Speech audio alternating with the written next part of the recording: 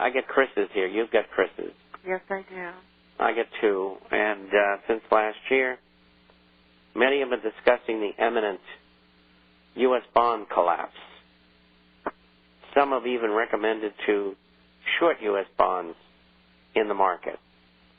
And I have heard some say that shorting U.S. bonds in 2009 will be the play of the year, similar to those who shorted financials over the last couple of years. There's more to this, but I'm going to answer this first. The long bonds, the 30-year bond, and the 10-year note broke down through their 30-day, their 200-day moving averages. I just explained the 10 earlier. 10 yield went up to 336. That means the bond goes down. And then the yield came down over the last week. It's 314 right now, which is right on that line. Again, it's coming down to test to see if it can hold within the 200-day average bounds, so to speak. I don't think it can. And we recommended shorting U.S. bonds a long time ago, at the beginning of the year. And it's been a winner so far, and I think it will continue to be. I projected at that time, by the end of the year, that the 10-year note would be 3.50% yield. It got up to 336 here a week ago, and now it's 314. I think it's going to get there, maybe even go higher. Another question. First, how do you define the collapse of the U.S. bond market? And that very simply is the price of bonds go down and the yield goes up. So if you're holding bonds in your portfolio and the yield goes up, you're losing money. Now, if you don't own them and then you go and buy them and the yield stays the same, well, you get a return for your money. And the coupon is what it is. It might be 3.5% or it might be 8%. I don't know. And so there's pressure on the bond market. Don't forget, the bond market has not corrected in 20 years. And that is weird. Next part of this question, do you forecast that the bond market will collapse in 2009? It won't collapse, but it's going to go down. And the following year, it's going to go down further because of inflation. Bondholders will demand a higher yield to offset it for inflation. And if you saw the figures today on the CPI that came out, the figures were plus 0.04 or something like that. But I never have cited the core figures before, but the core figure was way up. And the reason is food costs, basically. And so I expect continued pressure on bonds, driving interest rates higher as the U.S. Treasury crowds corporations and individuals out of the market to borrow money because yields are going to go higher. They have to justify the purchase of a bond because of the increasing inflation. And if these people ever really knew what inflation was, they wouldn't touch a bond. But they don't know. They believe government. They don't think the government would lie to them. And they're wrong. The government lies to them 1,000 times a day. And the last part of this, I assume that a bond collapse will financially wipe out the U.S. population and foreign holders of bonds. Well, not quite. But a lot of people are going to take losses. Could this cause civil unrest? Yeah, but along with a number of other things. And I just heard a tape from London.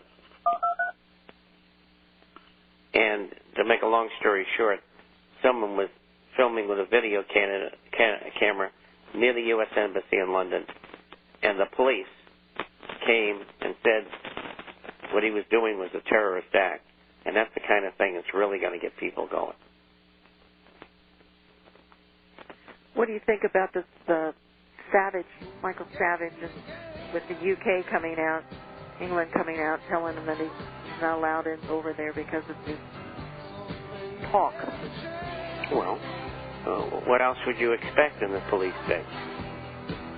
And that's why you're going to have revolution all over the world.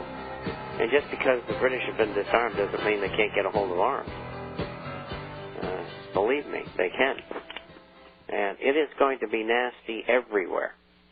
And thank you for joining us this afternoon. You're listening to Financial Survival, sponsored by Discount Gold and Silver Trading, 1-800-375-4188. That is 1-800-375-4188 for all your gold and silver coin needs. And, of course, your complimentary issue to the International Forecaster. And, Bob, why don't you tell the listeners about the International Forecaster, please?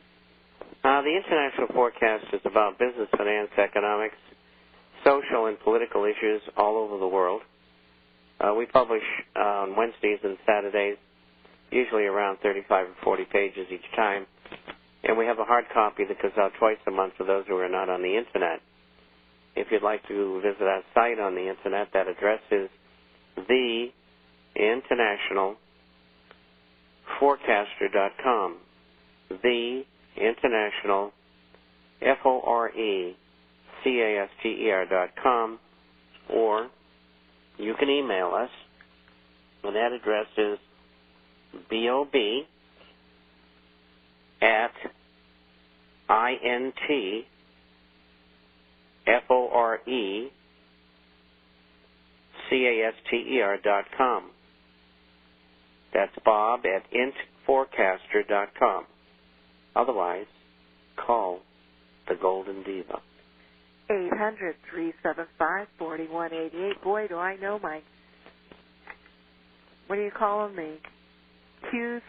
Do I know my Q or what? 800-375-4188. And I hope you know your Q, that you're to call Discount Gold and Silver for all your gold and silver coins. We've got some great prices. And, folks, we handle all coins. We handle the $20 gold pieces and numismatics. But we also do handle the bullion coins. We do handle all types of silver, all types of gold. So give us a call at 800-375-4188. It's a great time. If you bought when the $20 gold pieces were a little bit higher, the premiums have come out of them, so you can cost average those prices down. If you bought when they were a little bit higher, it's a great time with the prices correcting.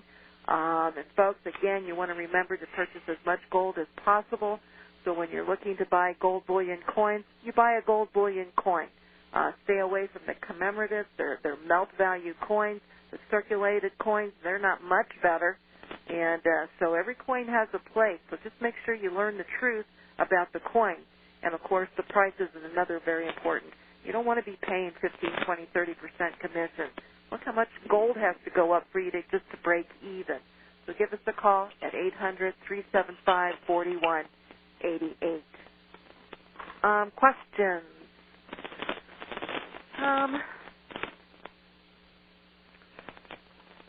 No, that has to do with the Pope. Well, I have one left here. I have some other financial ones I wanted to get to. Well, I can polish this up quickly. Oh, okay. I didn't know you what are your thoughts on Mark Faber, author of the Doom and Boom and Gloom report? Does he fall in with the Jimmy Rogers line of thinking? And the answer is yes. And look, you don't get to be like Jimmy Rogers, George Soros' partner, if you're not part of the problem. George Soros is a member of the Illuminati. Jimmy was brought along for the ride, and he got very wealthy doing so. And so when they want him to propose this, that, or the other thing, he does that. Mark Faber, for years, has been on the Barron's Round Table. You do not get there to the Round Table unless you're one of them.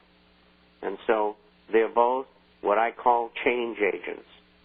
They both will try to lead you in the wrong direction. They'll give you 95% truth, but the 5% that they give you, which is not truth, will about James Dines? We have a listener that wanted to know about James Dines. Jimmy Dines is a good guy. He's had many successes.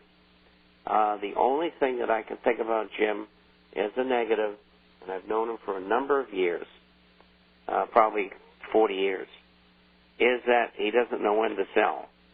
And on the uranium stocks, he was a giant, and he never got out. I talked to a man yesterday.